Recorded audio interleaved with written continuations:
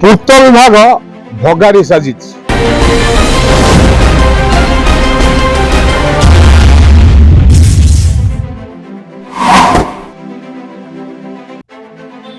आमे कथा एइथिपाई कहूछु कि ए होछि जाजपुर जिलार बिंजारपुर ब्लॉक जरी पंचायत नावांक ग्राम जेउठी 4 दिन धरी पानीय जल जोगाण ठप होइछि जहां आपण मान देखि परबे महिला माने अछंती बहुत दूररु जाई पानी आनी गुजराला मेंटौछंती से पीवा पानी कोंतु बा गाधेवा पाई कोंतु सबुद्रे ए जो पानीय जल टी जते उपयोग होउतला बा से माने व्यवहार करूतले तबे 4 दिन धरी पूर्त विभागर जो मनमानी बा खामख्याली नीति पाई जो पाइप रे पानी आसुथिला जदि कहबा जे मंडप पोखरी छक ठारू एपटे इंदिरा गांधी छक पर्यंत जो पानीय जल जोगाण व्यवस्था थिला से ठप होइछि।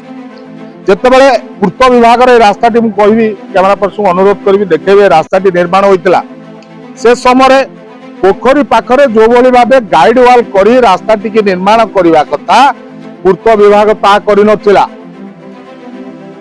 जेमिति कि जदि कहबे तळे केवल बाली ता उपरे ढळई करी चली जाइतिला जहा पई जो लगाण वर्षा हला ए जो जहा टिके पूर्वरु आपण देखुतले ए जो वीडियोटी बा वर्तमान भी आउथरे आपण देखंतु ए जो वीडियोटी ए किभली परिस्थिति सृष्टि करछि। सेपर जदि कहबा जो रास्तार साइड रे जो गाइड गोटे प्लेट लगा जाइतिला से प्लेट ऊपर चढ़ी जे से प्लेट को क्षमा करी पाइप ऊपर चढ़ी से प्लेट को काढ़िला परे एभली परिस्थिति सृष्टि होइतिला।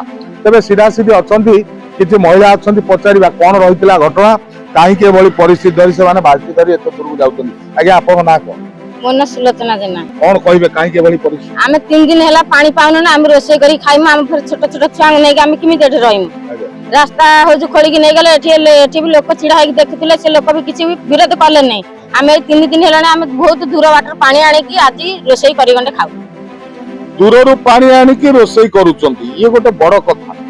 तो आपण ना कोन आज्ञा आज्ञा कोन कहबे जुमा मैडम ये जो बर्तन बाल्टी धरिचंती आपण कोउठ पानी पई जाउचंती पानी बहुत दूर जाई पानी आनु केते दूर नंबर आनु नेमरारु पानी आनुचंती एते दूर तो निश्चित ये जो घटना देखंतु सामान्य त्रुटि पाई किभली भाबे लोक बर्तन अवस्था भोगुचंती आउ जने मा अछंती तांको पचारिया मा आपण ना को माने जस्करन कोन कहबे कोन परिस्थिति पानी पे हम 3 दिन हैरान होछु पानी दूर रु आनु तारनी पाकर पानी काहे के बड़ी परिस्थिति हला ए बाउंड्री जोतला से बाउंड्री को पड़ी नै गेले सेहि पे हमें असुविधार सम्मुखीन से जो प्लेट गुडी को लागितला से गुडा पड़ी नै गेले एठी प्रशासन देखिले भी तांको अटकेले नै किछ कहि हां तो सेहि पे ए बड़ी परिस्थिति काहे कि से तो प्लेट नै गेले पापा पानी काहे बंदला हम पाइप ऊपर चलला हम पाइप भासी गेला पोखरी भीतर को ता धसी किना सब चढ़ी गेला माटी वाली फुटी गेला पाइप तो जत्ते बेला प्लेट टी कोडा आइ गेला बाली रसिला आपण देखुथबे देबलटी मध्ये रसिला जा पाई से जत्ते पाइप ऊपर चढ़ी के बड़ी अवस्था कले तो पाइप टी भांगी पोखरी की पळेला जत्ते पानी वर्तमान सप्लाई चलची पोखरी की पानी जाउची किंतु लोक माने आ पानी पाउनाती ये गोटे परितापर विषय जते विभागीय जते बाबू माने रहिले जते बड़ी कार्य होउची से समय से तो दूरदृष्टि करबा कथा जे ताकू दूरदृष्टि कले नाही जा फଳରେ लोके पानी पाइबार वर्तमान वंचित अछंती तो आउ जण अछंती। आज्ञा आपण ना कोन कारण चण जेना कोन कहबे श्रीयुक्त जेना कहिबार कारण है कि जे वर्तमान आमर नाहवांक स्थित कीर्तन मंडप पोखरी जहाँ फल पोखरी जो पाइप आमर संलग्न होता है ये अंचल पाई वर्तमान से पाइप जी जिते आमर से बारिकेड जो लुहा पाइप तक दि जाता से कड़े से कड़े से कौन कले से पाइप गुड़ा पाइप उपर चढ़ी से पाइप गुड़ा को बाहर कर बाहर कर जहाँ फल से पाइप फाटी बर्तमान पोखरी को पास कर जाइए जहाँफल आम कौन प्रकार पानी पाई पारूना जेहेतु बर्तमान आज मुझे दुखर विषय से मु अंगीकार निजे आज अंगीकार कर अंगे लिबे जहाँफल माँ मौसी मैंने जो पानी पाई गले गोटे मौसी मोर जाऊँ जाऊँ बाटर जुटी पड़ा जैसे पक्का रास्ता आप देखिए कि दुर्जल अवस्था जहाँफल पानी एत असुविधा असम्मुखीन पाइप ना पानी ना फाटी जाइए कौन विभाग को विभाग को आप जो विभाग प्रथम 2 दिन है ये अवस्था आज दुर्घटना घटी दुर्घटना घटिया पर बर्तमान मुझे सकाल स्टेप नहीं ସାମ୍ବାଦିକ ମହୋଦୟଙ୍କୁ ନିବେଦନ କରିଥିଲି।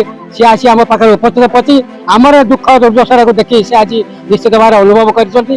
ତେଣୁକରି ମୋର ଏତିକି ନିବେଦନ କରୁଛି, ଯାହାଫଳରେ ଏ ପାଣି ପାଇଁ ଯେ ମା ମାନେ ଯୋଉ ହଇରାଣ ଅବସ୍ଥା ହଉଛନ୍ତି। କେତେ ଘର ଆଜ୍ଞା ବର୍ତ୍ତମାନ 100-150 ଘର ହବ, ଯାହାଫଳରେ ଏଉଠୁ ଆପଣ ଲକ୍ଷ୍ୟ କରିବେ 1 କିଲୋମିଟର ଲୋକ 100-150 ଘର 200 ଘର ପାସ୍ କରିଛନ୍ତି। ସେ 200 ଘର ବର୍ତ୍ତମାନ ପାଣିର ବହୁ ଅସୁବିଧା ସମ୍ମୁଖୀନ ହଉଛି। ମୁଁ ନିବେଦନ କରୁଛି ତୁରନ୍ତ ଏ ପାଣି ଯୋଗାଣ କଲେ ଆମେ ଚିର ଉପକୃତ ହେବୁ। ନିଶ୍ଚିତ ପ୍ରଶାସନିକ ଦୃଷ୍ଟିକୋଣରୁ ଏହାକୁ ଯଦି ଦେଖୁଥିବେ ତ ନିଶ୍ଚିତ କେଉଁଭଳି ଭାବେ ଲୋକମାନଙ୍କର ଏଠି ହାହାକାର ପଡିଛି। ପ୍ରାୟ 100-150 ଘର ପରିବାର ପାଣି ପାଉନାହାନ୍ତି। ଇଏ ଗୋଟେ ବଡ ପରିତାପର ବିଷୟ। ଯେତେବେଳେ ବର୍ତ୍ତମାନ ବର୍ଷା ଆଉ ବନ୍ୟାର ସମୟ, ସେତେବେଳେ ବିଶୁଦ୍ଧ ପାଣି ଜରୁରୀ ଥିବା ବେଳେ ବର୍ତ୍ତମାନ ପାଣି ପାଇଁ ଏଠି ହାହାକାର ପଡିଛି। ଆଉ ଜଣେ ଅଛନ୍ତି ଯୁବକ ଜଣେ ଅଛନ୍ତି। କଣ ଭାଇ ଆପଣଙ୍କ ନାଁ କଣ? ମୋ ନାଁ ଦିଲ୍ଲୀପ କୁମାର ବେହେରା। କଣ ବେହେରାକୁ କହିବେ ଘଟଣା? ମାନେ ଆମ ଘର ଏଉଠୁ 500 ମିଟର ଆଗରେ ଆଜ୍ଞା। ବେହେରା ସାହି ଗୋଟେ ଅଛି। ଏଇଟା ହେଲା ଲାଷ୍ଟ ନାବାଙ୍କ ଯୋଉ ଏଇଟା ହେଲା ପୋଖରୀ ଛକ କହିଲେ ଚଳେ। ତ ଏଉଠୁ ଆମ ଘର ପାଖରୁ ଯୋଉ ନୂଆ ପାଇପ୍ କନେକ୍ସନ ହେଲା, ଧଳା ପାଇପ୍ କଟା ହେଇ କଳା ପାଇପ୍ ଲାଗିଲା, ତ ସିଏ 2 ମାସ ହେଲାଣି ଆମର ପାଣି ଯାଉନି ସେଠି। ଆମେ ସମସ୍ତେ ଦରଖାସ୍ତ ଲେଖି 20-25 ଜଣ ନେଇକି ଦେଇକି ଆସିଥିଲୁ। ଦେଲା ପରେ କିଛି କୌଣସି ଆକ୍ସନ ନେଲେନି। ଆମେ ମାନେ ଛକ ପର୍ଯ୍ୟନ୍ତ ନୂଆ ପାଇପ୍ ପକେଇଥିଲେ, କିନ୍ତୁ ଆମ ଏଇ ଯୋଉ ମଝିରେ ଯେତିକି ଆମେ 18-19 ଘର ଆମେ ପାଣି ପାଇପାରିଲୁ। ଆମେ 2-3 ଥର ବ୍ଲକ ଦୌଡିଲୁ। ସେ ଏଠି ସେଠି ଦୌଡେଇଲେ, 2-3 ଥର ଆସିକି ଦେଖିକି ଗଲେ। ଦେଖି ଗଲା ପରେ ଆମର ଏପର୍ଯ୍ୟନ୍ତ ପାଣି ପହଞ୍ଚିନି। ତାପରେ ଏଇ ଯୋଉ ପାଇପ୍ କନେକ୍ସନଟା ଫାଟିଲା ପରେ ଗୋଟେ ଯୋଉ ଫୁଟି ଥିଲା, ଯୋଉଥିରେ ପାଣି ପିଚିକାରି ଭଳିଆ ମାରିକି ବାହାରୁଥିଲା, ଆମେ ସେଇଥିରୁ ଭରୁଥିଲେ ସବୁ।